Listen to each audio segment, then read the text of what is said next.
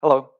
This video is going to discuss and give a quick overview of all the features available in Simply List Views Enterprise.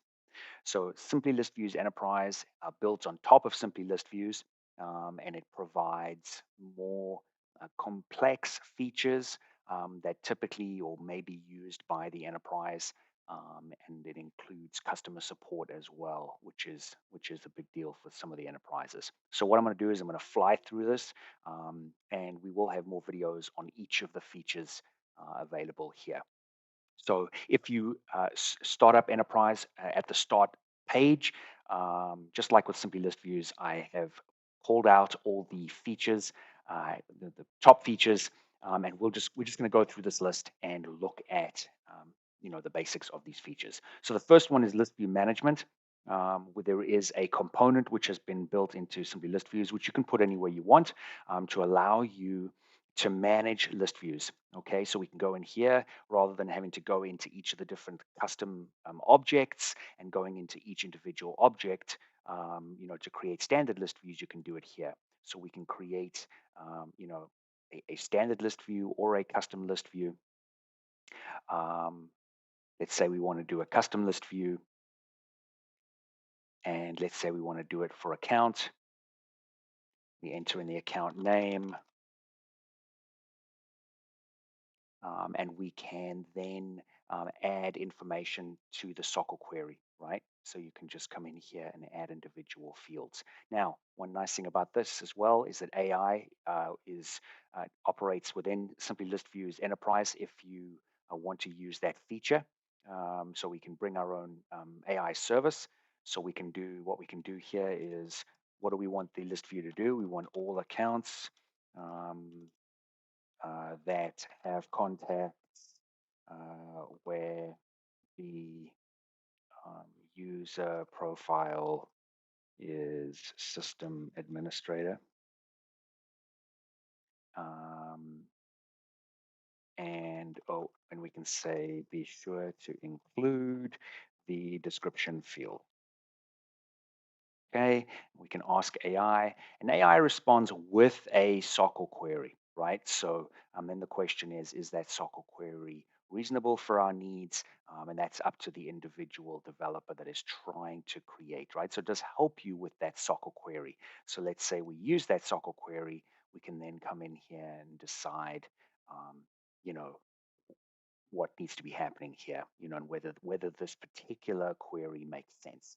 Okay, so we can I'm not going to use that query. I'm just going to create a new list view, and let's make it a standard account demo test. Okay, you can come in here and you can select your different fields. Okay, and this is if you want your list views to be available, across the out of the box, um, Salesforce list views. So this is deals with visibility and with filters, etc. And there we go, and you click save, and your list view gets saved. And then it is available for you to use, in your standard account out of the box pages. Now, there are also many different kinds of list views that you can create. There are um, tooling API list views, there are metadata API list views, but those are all fairly custom. But you can create your list views here. So that's the special uh, list view management tool. And if we Oh, it's having trouble saving. There we go, saved. We can also do other things. We can update the list views, clone them. One nice thing is we can delete list views and we can delete many list views. So once we've selected, say, the object, we can maybe choose accounts.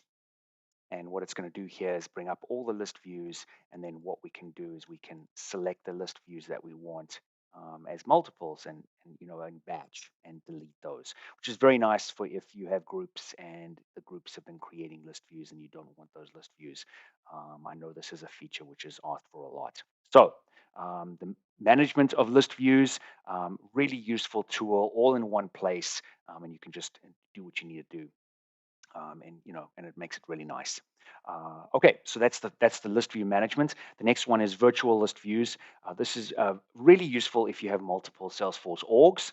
So what we can do here is I can show you an example, and of course all these examples are available if you download Enterprise and use it. I give an example. I kind of explain it here a little bit, and I talk about if you are going to be doing some hardcore dev, how you would go about adding this to your page. But there it is. And what you do is you set up a connection, which of course I've already got set up, and we have all the docs for that. But I have a connection on a different that kind of points to a different org.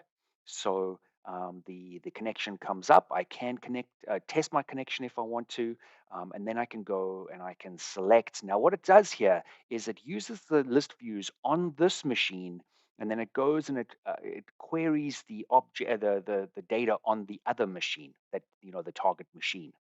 Now, I have a target machine set up here. Let me see where it is. Okay, here it is. And I've created an account in my other org called demo import account. Okay, so if we go to our accounts here and we look, we don't see any demo accounts. Okay, there's nothing with the words demo. Now, if I go to my accounts. Okay, so what it's done is it's gone and gotten all the accounts using the SOQL query from the list view that I selected on this particular org, and it has gone and got the data from that and brought it over and displayed it, right? So here we have our demo import org account, and you can see, that's been updated. And if you don't, well, you're just gonna have to trust me. It pulled it over. But what we can do as well. So that's great. We can see list views. Sorry, we can see records, and that's great. What we can also do is perform actions, and those actions can be built out by developers. So if we need to process records on the other org, we can do that. If we need to bring those records over to the side, we can do that. Right? So we have this ability to synchronize or perform operations on different orgs. So I have an example here where well, let me just refresh this just so that we start out nice and fresh. Okay, so here we have our example and our virtual example. And in this virtual example 3, we have the ability to, busy loading, there it is. I'm going to select my connection here.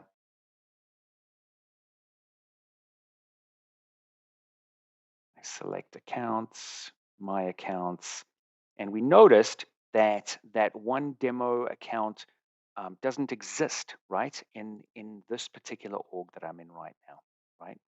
So what we're going to do is we're going to import it. So we select it and we select import.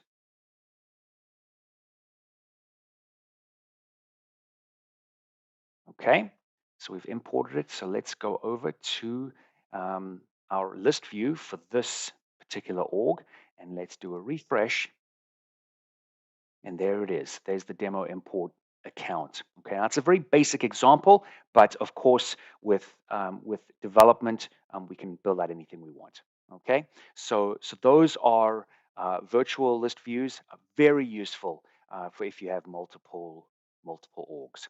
Okay, moving on down the list, API accessibility. Again, we've got examples. So there's two different kinds of API accessibility here. One is Apex. So I have or enterprise now allows multiple methods to be accessed from outside from an org's code base.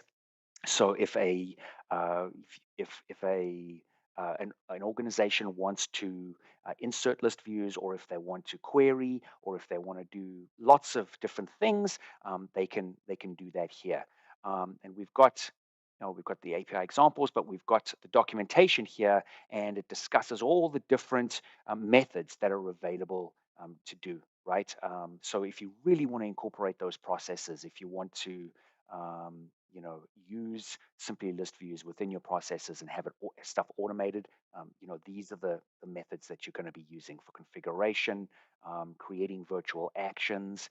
We discussed what is needed, the overrides, all the classes, um, and all that kind of stuff. So that's really great. Then as well, on top of that, we've got the lightweight component APIs as well. So when a Simply List Views enterprise component is on the page, what we can do is now we can message, we can have events that fire out of the component and messages that are passed into the component. Okay, and I'll show you a couple of examples here.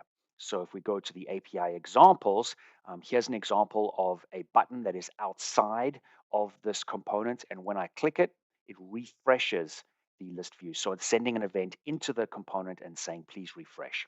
Okay, that's a basic example, and I give a good idea here for the code that it shows.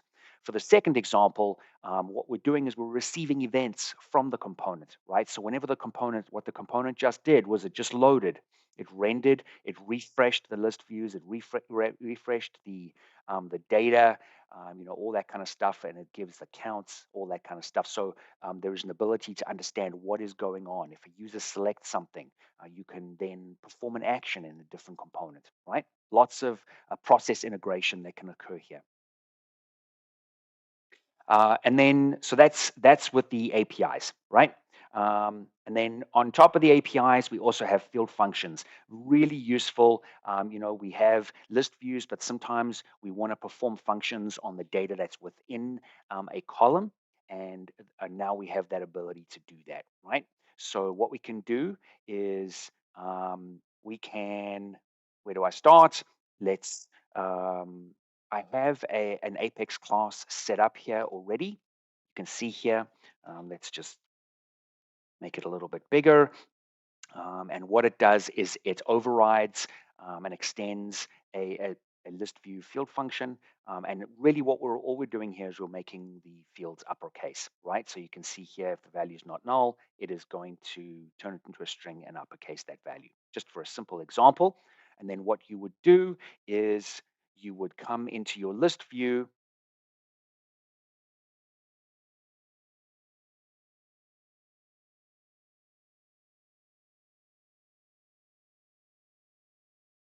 And we select our list view. Let's go to the interesting account query where we have a query. But when we get the column data, you'll see there's a column here for transformations. I can add in the list view function that I want to be performed on that column. Okay, so what happens now? You'll remember that the name of this list view is interesting account query. So if we then go and look at an example,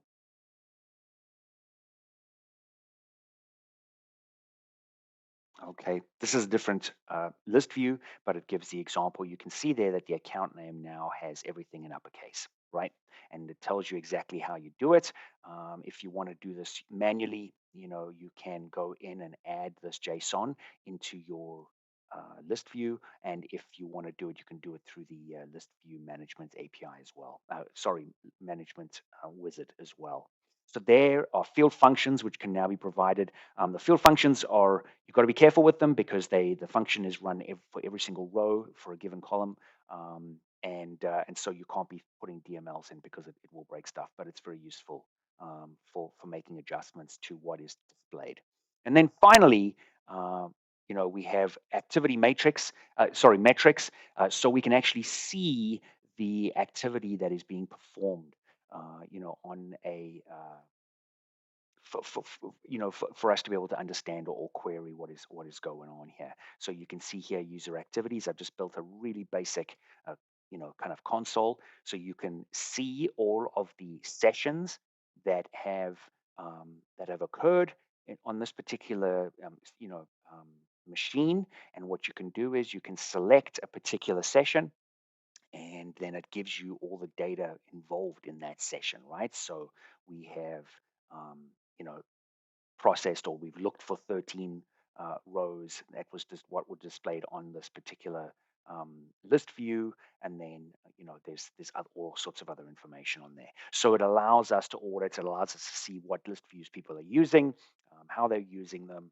and potentially allow us to improve our processes. So that's the user activities with regards to list views.